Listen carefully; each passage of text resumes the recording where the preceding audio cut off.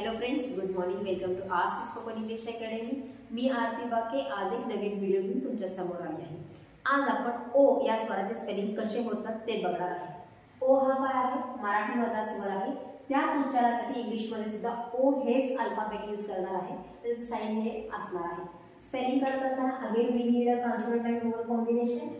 First of all we see some words of name, surname and the village names. काही गावांची नाव वगैरे बघूत आपण. First of all Mohan.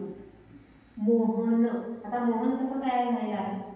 तर म ला ओ हा स्वर लावलेला आहे. देन ह पूर्ण झालेला आहे.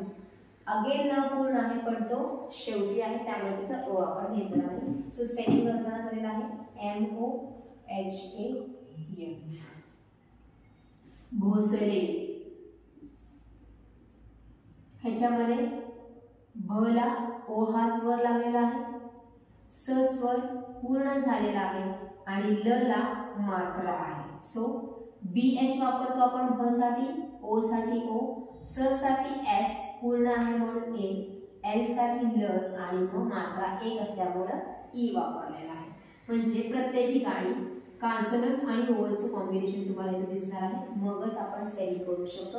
फक्त आपण BH, S आणि L असं स्पेलिंग करू शकत नाही, कारण व्होवल हे तितकाच महत्त्वाचा आहे स्पेलिंग तयार करण्यासाठी. अजून थोडेसे बघूया. रोमा. ROMA. सोहन. SOHAN. नोकरी. NOKARI.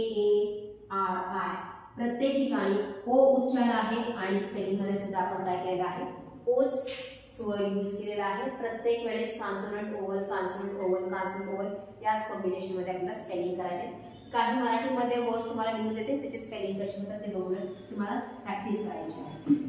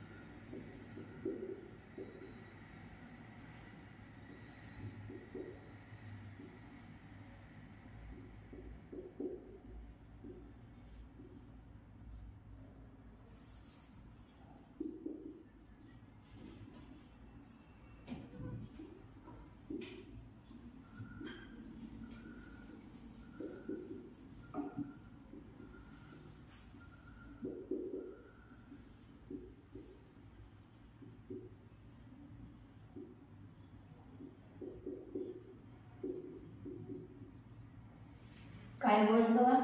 रोहन, सोमा, मोहसिन, सोनाली, लोकरे, रोशनी, सोलापूर, गोरेगाव, खोकला, पोलीस, टोपी, कोयला, पोपट, कोहली, गोपी, होतकरू, रोहिणी आणि गोपाळ.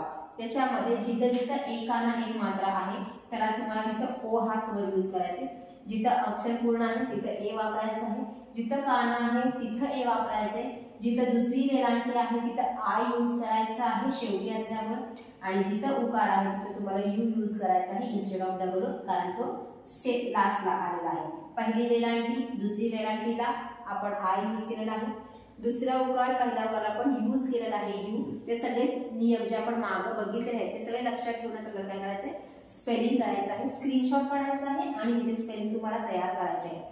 हे झाले मराठीमध्ये. आता इंग्लिशमध्ये ओ या स्वराचे कोणकोणते शब्द आहेत, त्याचा उच्चार ओच होतो आणि त्याची स्पेलिंग बिल्ड झालेली ते आता बघूया आपण. नाव सम एक्झाम्पल्स ऑफ इंग्लिश. इंग्लिशमध्ये जेव्हा ओ हा स्वर असतो त्याचा उच्चार ओ नी जेव्हा होतो ते काही एक्झाम्पल बघूया. Open, so, no, go, no, sold, bold, pose, show, gold, pony, close, home, tomato, potato, focus, nose, boat, stove, phone, bro, hole, rose, bowl, mould, old, cold, alone, hole, oral, spoke, योग, police, stone, zone आणि role. जिथं जिथं ओ आहे तिथं त्याचा उच्चार ओ नी झालेला आहे विथ द कॉन्सोनंट. हेल्पिंग हेल्पला तिथं कॉन्सोनंट आहे आणि त्याचा उच्चार काय झालेला आहे ओ झालेला. म्हणजे इंग्लिशमध्ये जेव्हा जेव्हा तुम्हाला ओ हा स्वर दिसणार आहे त्याच्यातला एक उच्चार ओ या अर्थाने होणार आहे आणि मराठीमध्ये जेव्हा एक काना आणि मात्रा असणार आहे तेव्हा तेव्हा कंपल्सरी स्पेलिंग जर करायचं झालं तर आपण ओ हे साऊंड घेणार आहे किंवा ओ हे आपण वोवल घेणार आहे at the time of making spelling. So you have to go through the words. जे मगाशी मी तुम्हाला वर्ड्स दिले होते तशा प्रकारचे शब्द लिहायचे आहेत आणि त्याची प्रॅक्टिस करायची. आणि इंग्लिशमध्ये जिथे जिथं ओ आहे आणि जिथे जिथं उच्चार ओ होतोय त्याची लिस्ट करायची आणि त्याचं रीडिंग करायचं आहे. म्हणजे तुम्हाला त्याची प्रॅक्टिस होऊन जाईल की कोणत्या शब्दामध्ये ओ आहे आणि उच्चार सुद्धा ओ या अर्थाने घेतलेला आहे. एकदम छोटासाच व्हिडिओ आहे, फक्त स्पेलिंग करता येणं खूप गरजेचं आहे. त्यामुळे त्याची प्रॅक्टिस तुम्हाला करायची. जे काही तुम्हाला मराठीमध्ये वर्ड्स दिसतात ते घ्यायचे आहे जिथं काना मात्रा आहे आणि मग त्याची स्पेलिंगची काय करायची आपल्याला प्रॅक्टिस करायची. So this is for today. Thank you.